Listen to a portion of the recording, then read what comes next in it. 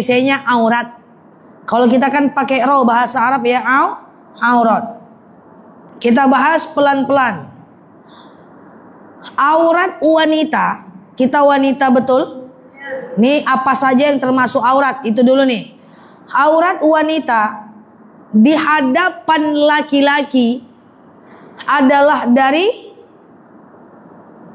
dari seluruh tubuh kecuali muka dan sepergelangan tangan. Oke? Kita semua sudah tahu itu betul? Apakah wajah aurat? Tidak. Jadi aurat wanita di hadapan laki-laki adalah seluruh tubuh kecuali muka dan sepergelangan tangan. Oke? Coba jawab. Nomor 2. Aurat laki-laki di hadapan wanita adalah dari pusat sampai lutut. Jadi kalau ibu punya suami mau main takraw, mau duduk-duduk di depan rumah, belikan Hawaii sampai ke lutut. Karena aurat laki-laki di hadapan wanita adalah dari pusat sampai lutut. Paham? Lanjut. Aurat wanita di hadapan wanita. Saya wanita, ibu wanita. Aurat kita apa? Dari mak dicuekin saya Bu Ketua. Mana ceritanya di Bu Ketua? Anda tahu saja. Oke. Siap. Belum paham. Oke, baik. Aurat wanita, tapi pertanyaannya paham ya? Aurat wanita nih, saya wanita, ibu wanita, aurat kita adalah dari pusat sampai lutut. Oh. Sama laki-laki. Sesama wanita, dada tidak aurat. Kalau dada aurat, payah menyusui. Oh iya. Ya enggak? Tapi jangan mentang-mentang dada ndak aurat, ibu tengok-tengokkan pula. Caliaklah kuah, ndak age do. Jangan.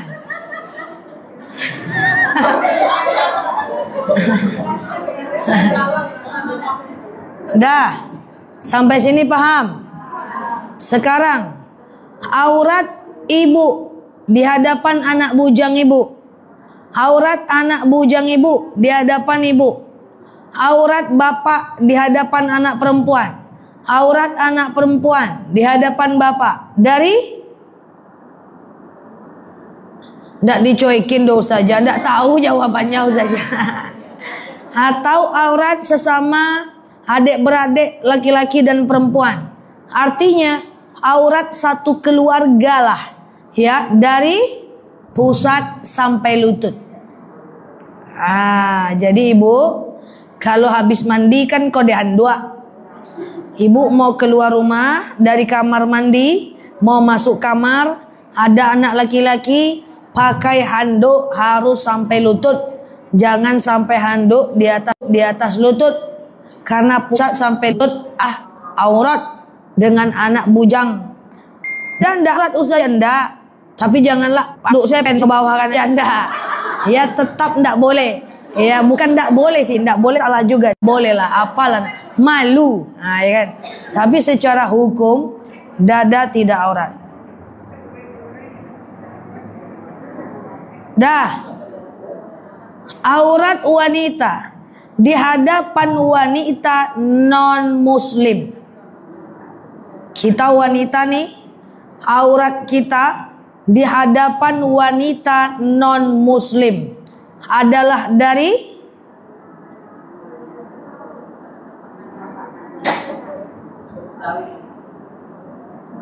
Nah, saya kan wanita nih. Ya, ibu-ibu wanita nih. Enggak, kita wanita. Maka aurat kita di hadapan wanita non muslim adalah seluruh tubuh kecuali muka dan sepergelangan tangan. Jadi kalau ibu mau, sebentar ya. Jadi kalau ibu tapi yang wanita, karena kalau dia non muslim, aurat kita dengan perempuan non muslim seluruh tubuh kecuali muka dan sepergelangan tangan. Paham? Nah, kalau paham coba diulang. Aurat wanita di hadapan laki-laki adalah dari pusat seluruh tubuh kecuali muka sepergelangan tangan. Aurat wanita di hadapan wanita dari pusat sampai lutut. Aurat laki-laki di hadapan wanita dari pusat sampai lutut. Aurat ibu di hadapan anak bujang. Aurat anak bujang di hadapan ibu. Aurat bapak di hadapan anak gadis. Aurat anak gadis di hadapan bapak. Aurat sesama adik-beradik laki-laki dan perempuan dari pusat sampai lutut. Aurat wanita di hadapan wanita non muslim dari seluruh tubuh kecuali muka sepergelangan tangan. Pintar anak mama. Tadi ngangak-ngangak bolok caliaknya. Dah. Nah ini nih aurat. Supaya apa? Supaya kita paham. Oh ternyata itu aurat kita. Nah sekarang nomor 2. Nomor 2 kita belajar bagaimana cara menutup aurat yang benar. Mungkin setelah kajian ini agak pusing-pusing sedikit, tidak apa-apalah. Namanya mengaji. Cocok ya? Ada 2 benda dalam Al-Quran. Ada 2 perintah dalam Al-Quran. Berarti ada 2 kewajiban dalam Al-Quran tentang wanita wajib nutup aurat. Caranya. Yang pertama dalam Al-Quran dijelaskan yudnina alaihinna min jalabibihinna. Hendaklah kalian menghamparkan jilbab ke seluruh tubuh. Jadi jilbab atau jalabib bukan ini. Jilbab adalah gamis yang kita pakai, rok yang kita pakai, yang terhampar ke seluruh tubuh sampai mata kaki. Ingat, seluruh ulama madhab sepakat berbentuknya harus gamis atau rok yang terhampar. Silahkan buka kitab tafsir manapun, bentuknya adalah gamis atau rok yang terhampar. Itulah jilbab. Kalau ini nanti lain. Nanti ini saya jelaskan ya. Kerudung ini nanti. Jadi yang pertama, dia harus berbentuk rok atau gamis yang terhampar.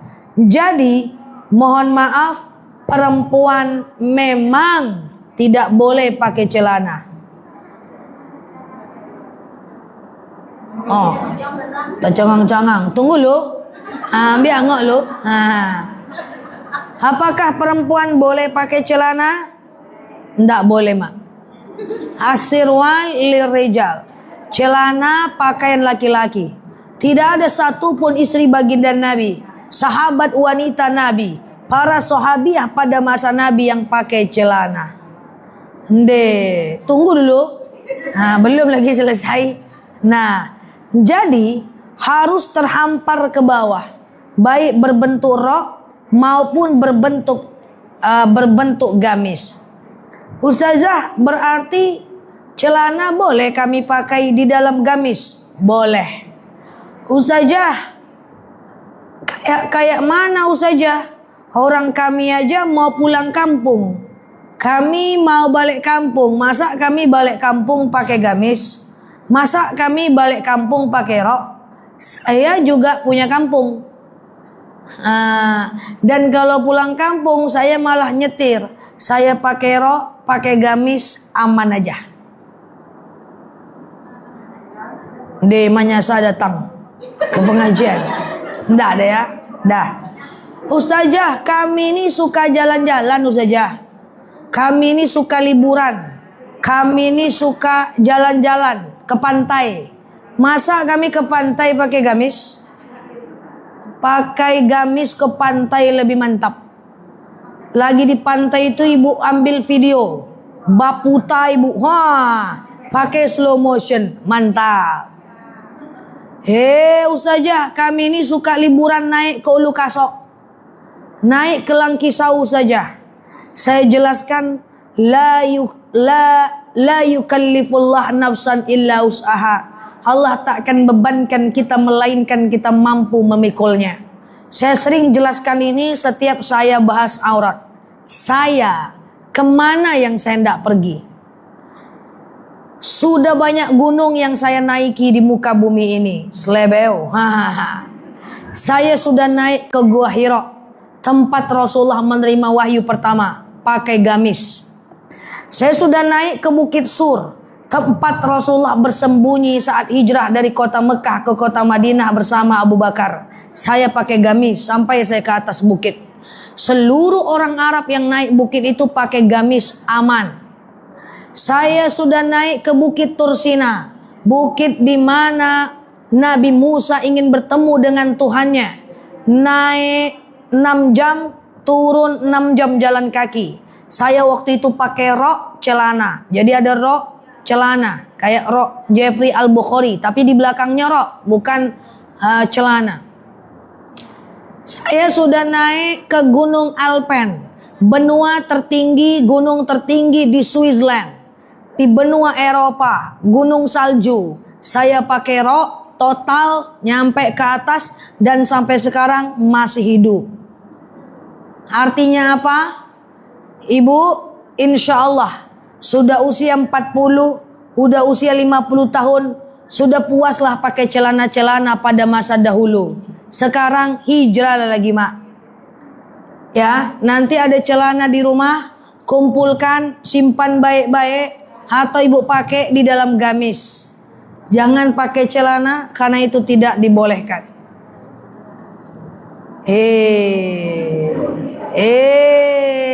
Garuk-garuk kepala.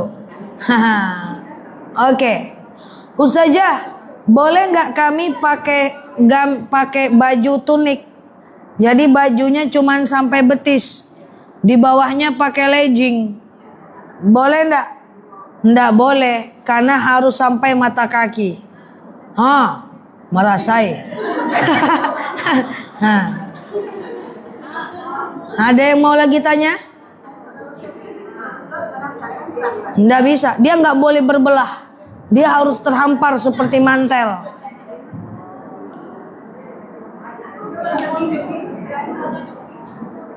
Oke. Ustazah, kami ini Car Free Day. Kami ini jalan-jalan. Nah, ada nggak yang Car Free Day? Kami ini Car Free Day, Ustazah. Saya juga Car Free Day. Saya sering ketemu jemaah Car Free Day. Ustazah, Car Free Day itu kalau ibu lari berkeringat, ibu sehat, ibu. Tapi walaupun ibu pakai celana, tapi ibu cuma foto-foto, setelah itu makan sosis, nggak puas juga, mak. Nggak berubah gitu, mak. Paham? Malah ketawa. Paham? Udah lama. Yang lalu biarlah berlalu. Ke depan kita perbaiki. Ustazah, itu kan zaman dahulu kala, Ustazah, di mana para istri Nabi dan para sahabat Nabi yang wanita semuanya pakai gamis. Itu kan zaman dahulu. Sekarang kan sudah boleh, Ustazah. Perhatikan.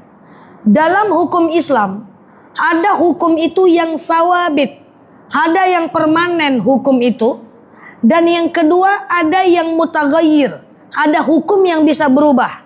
Ini menarik ini. Ada hukum yang bisa berubah. Contoh, dulu wanita boleh pakai baju hitam putih saja. Alaikunas sauda wal baida. Dianjurkan pakai baju hitam putih ketika sholat. Sekarang ibu boleh pakai warna-warni. Kenapa? Karena dulu hanya untuk membedakan diri dengan orang Yahudi. Sekarang boleh warna-warni, hukum berubah secara makna. Contoh, dulu orang zakat pakai kurma, pakai gandum. Sekarang boleh zakat pakai beras. Bisa dia berubah. Sampai sini paham? Ada hukum-hukum yang bisa berubah. Tapi ada hukum yang sifatnya thawabit, permanen dan tidak akan pernah bisa berubah. Itulah namanya qat'i dalalah, qat'i subut. Di antaranya ayat atau dalil yang saya bacakan tadi. Salat 5 kali sehari semalam tidak akan bisa berubah sampai akhir zaman. Karena hukumnya thawabit. Ya, ada yang hukumnya mutaghayyir, hukumnya berubah. Dulu orang kemana-mana mesti pakai suami, pakai istri, pakai mahram. Tak boleh keluar rumah dakwah macam saya sekarang ini. Tapi kan dulu saat situasi yang tidak aman banget. Sekarang situasi aman, selagi masih bisa jaga kehormatan, boleh nyetir macam saya pergi nyetir. Berubah hukumnya. Tapi kalau untuk jilbab, tak bisa berubah.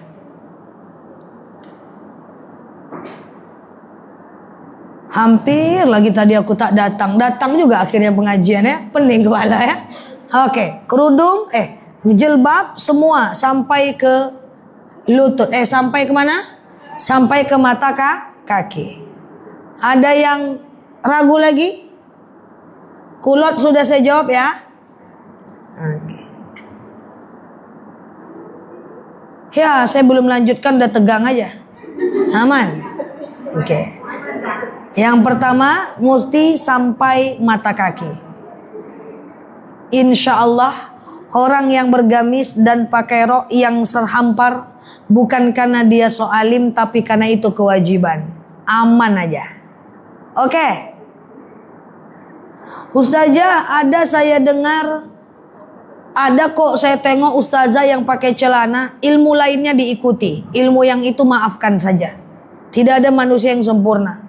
Oke? Yang kedua, bikhumurihinna ala juyubihinna. Yang kedua, hendaklah mereka menghamparkan khimarnya. Apa? Sebutkan semua khimar.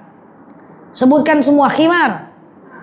Yang kedua, yang tadi adalah jilbab sampai mata kah? Yang kedua, khimar. Khimar itu kerudung nih. Sampai mana? Ala juyub, sampai ke dada. Jadi kalau kita mau panjang boleh, sampai dada cukup. Berarti ada dua perintahnya, dua ayatnya, dua bendanya. Yang pertama jalabib sampai ke mata kaki, yang kedua kerudung sampai ke dada. Dua-duanya harus terpenuhi. Ada orang yang keluar rumah, dia pakai gamis Bali yang panjang sampai mata kaki. Rupanya dia teh songkok aja, lihianya nampak. Nggak bisa. Clear? Ada yang kemudian dia pakai kerudungnya sampai ke betis. Rupanya di bawah celana Hawaii. Maka itu belum lagi nutup aurat.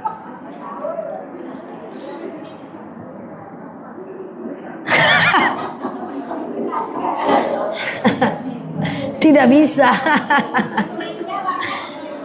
Apa, Mak? Iya. Oke. Yang pertama kita udah bahas aurat. Yang kedua kita udah bahas bagaimana cara menutup aurat. Ada yang ragu sampai sini? Aman? Yang ketiga, kapan aurat itu saya tutup? Aurat itu ditutup fi makanil am, di wilayah umum. Apa itu wilayah umum? Wilayah umum adalah wilayah yang kalau orang melihat kita, orang tidak perlu pakai izin. Contoh, kalau kita di teras rumah, orang lihat kita minta izin gak? Tengok dulu yuk, kan enggak kan? Maka di teras rumah, orang kalau minta izin mau lihat kita, ndak pakai minta izin, maka di teras rumah mesti nutup aurat. Ustazah, saya jemur pakaian di atas genteng saya, rumah saya. Tapi kalau orang mau lihat ke genteng tidak perlu izin, maka wajib nutup aurat walaupun di atas genteng kita. Kemarin ada, sering lah ya kalau saya lagi kumpul sama teman-teman ustazah, yakin ustazah Nela jemaah ustazah itu nutup aurat kalau ke pasar, yakin jemaah saya baik-baik kok. Terus ditanya yang kedua, yakin ustazah jemaah ustazah tuh kalau nyapu teras nutup aurat? Oh tak yakin saya ustaz, teragu seketek. Ingat, selangkah keluar rumah wajib nutup aurat. Ada nggak ada orang wajib tutup? Nggak ada ceritanya jam 2 malam tengok kiri tengok kanan. masukkan sendal, lantak sila, ndak ada orang doh, ndak bisa. Karena ndak ada dalil. Hai orang-orang yang beriman, tutuplah aurat kalau ada orang, kalau ndak ada buka jelah. Ndak ada dalilnya. Jadi ada nggak ada orang wajib tutup. Ustazah, rumah saya di samping kuburan, di jalan buntu. Jam 8 malam ndak ada manusia lagi yang tengok ustazah. Masa ndak boleh saya masukkan motor buka aurat? Ndak boleh. Karena ndak ada orang wajib tutup. Karena kita berada di wilayah umum, wilayah yang kalau orang mau lihat kita wajib tidak perlu minta izin. Tapi kalau di dalam rumah, bukalah. Jangan salah paham pula, setelah ini bu tutup aurat 24 jam. Mengamuk suami ibu sama saya nanti. Karena memang ada kejadian, suami-suami nelpon saya. Karena ceramah ustazah, istri saya pakai jilbab kalau tidur katanya. Onde mak. Oh, salah menyampaikan. Entah salah proses transmisinya, entah sinyalnya ngelek waktu itu. Jadi kalau di dalam rumah, bukalah. Sebaik-baiknya wanita terbuka di dalam, tertutup di luar. Aurat suami istri apa? Aurat suami dengan istri apa? Aurat suami dengan istri adalah tidak ada sama sekali.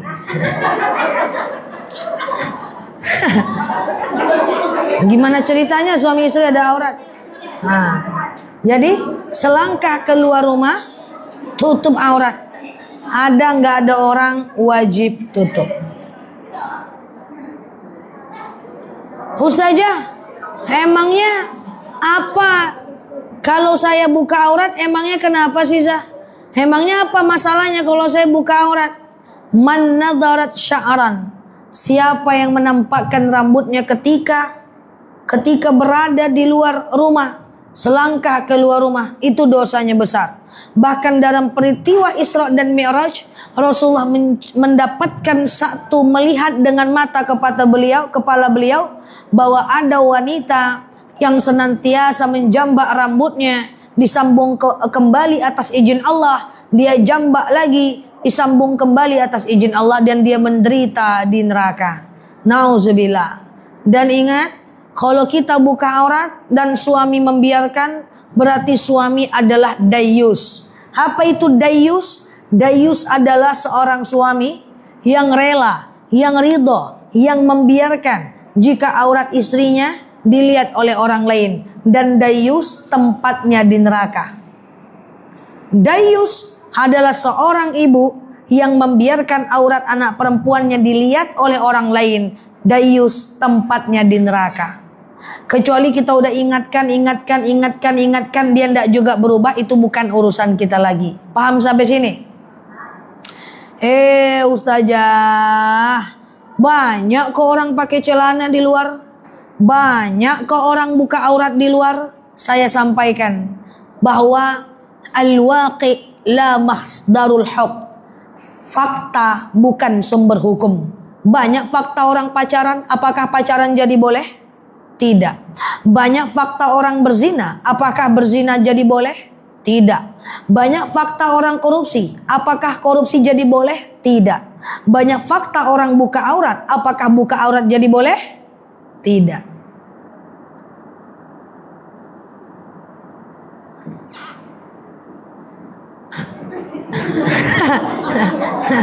Oke. Apa? Yang lalu biarlah berlalu.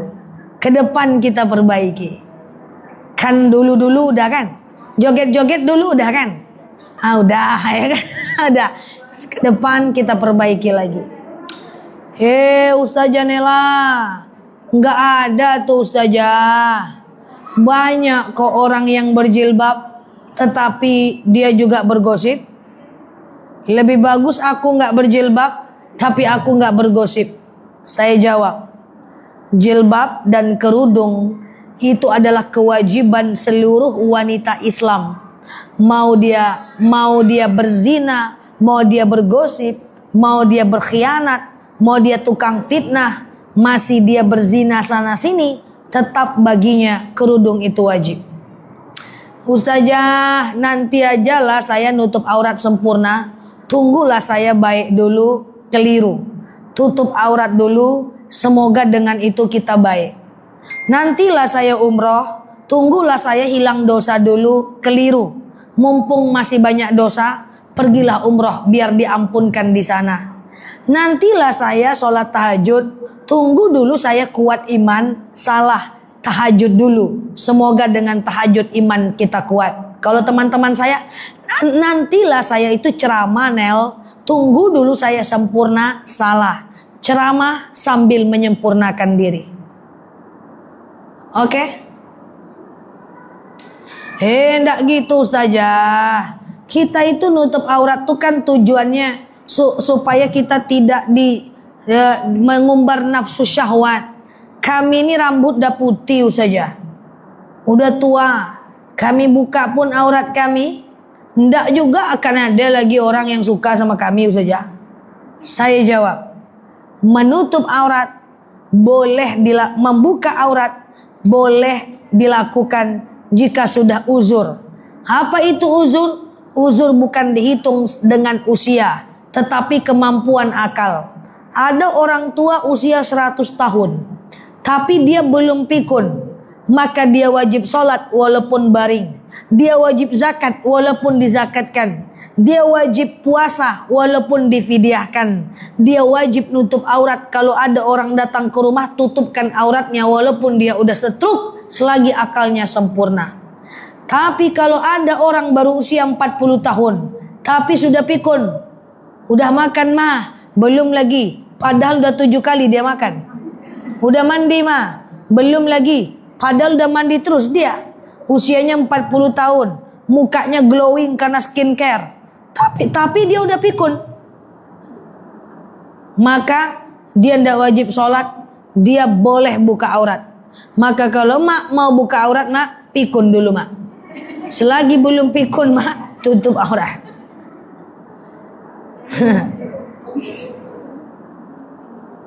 Karena banyak yang bilang kalau sudah tua boleh buka aurat. Enggak. Kalau tua tapi akalnya masih sehat, tetap tutup.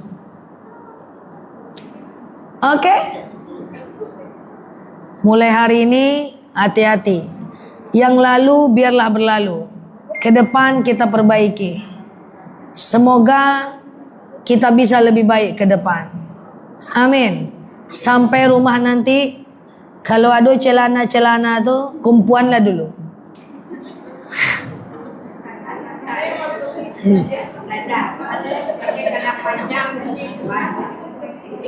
Nggak boleh ada mak.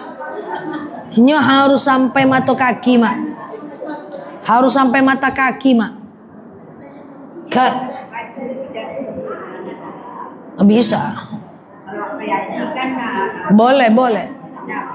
Sampai mata kaki. Bajunya itu. Sampai mata kaki. Yuk.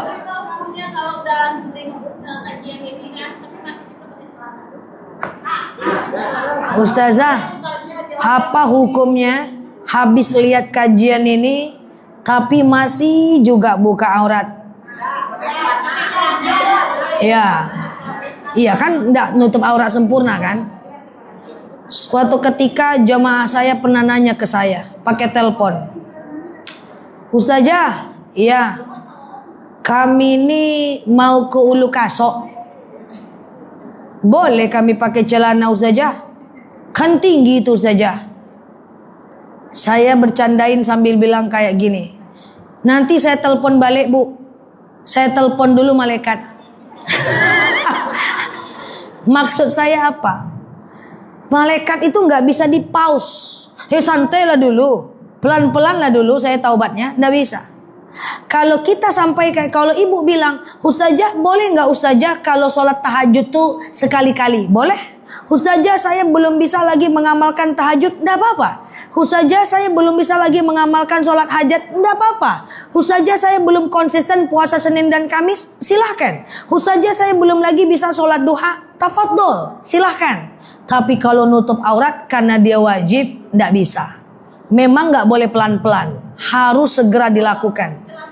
Karena argo jalan.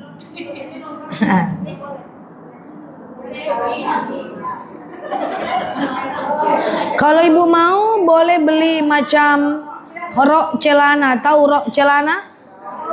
Rok celana bagus. Tapi masalahnya rok celana itu susah dijual. Saya udah cek rok-rok celana di online. Itu kainnya masih belum maksimal. Karena banyak orang yang tidak menggunakannya. Mungkin nanti ada waktu saya bisa cari toko benar, pabrik benar bisa jual macam rok celana jumlah besar. Karena ini penting ini. Kalau mau naik sepeda pakai rok celana. Tapi bahannya itu masih panas. Karena banyak orang belum mau beli, belum mau pakai. Ya, seperti itu.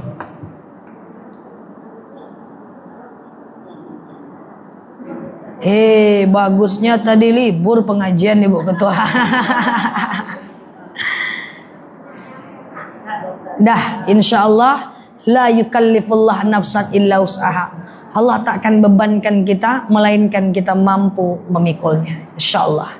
Demikian dari saya yakin kita semua orang baik. Udah puaslah kita dari dulu-dulu ya Bu ya. Dari dulu-dulu kita foto-foto, kacamata naik ke atas, bagi joget udah dulu. Sekarang kita hijrah ya. Ini udah Muharram, sudah tahun baru hijrah. Wallahu a'lam bishawab. Ala hazihi niyah. Al-Fatihah.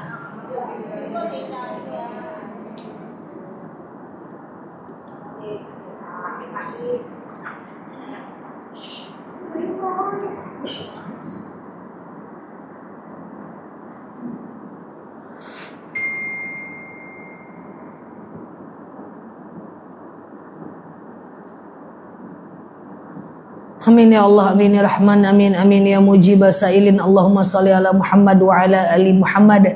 Allahumma inna nas'aluka ridhaka wal jannah, na'udzubika min sakhatika wan nar.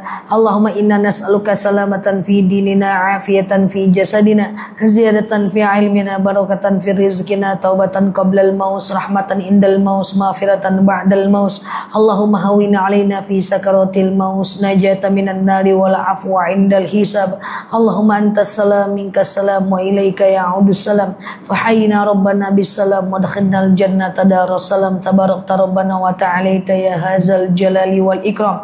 Allahumma inna na'udzubika minal hammi wal hazan, na'udzubika minal ajazi wal kasal, na'udzubika minal jubni wal bukhli, na'udzubika min ghalabatid daini wa qahar rijal. Allahumma yassir alaina umurana wa la tu'assir alaina umurana ya rabbal alamin. Allahumma in kana rizquna fis sama fa anzilhu wa in kana rizquna fil ardi fa akhrijhu wa in kana rizquna ba'idan fa qaribhu wa in kana rizquna haraman fa tahhirhu wa in kana qalilan fa kaththirhu ya rabbal alamin. Allahumma rabbana anfa'na bima 'allamtana wa 'allimna ma yanfa'una. Allahumma rabbana hab lana minas salihin, rabbana hab lana minas salihin. Allahumma inna na'udzu bi kalimatillahi tammati min syarri ma khalaq.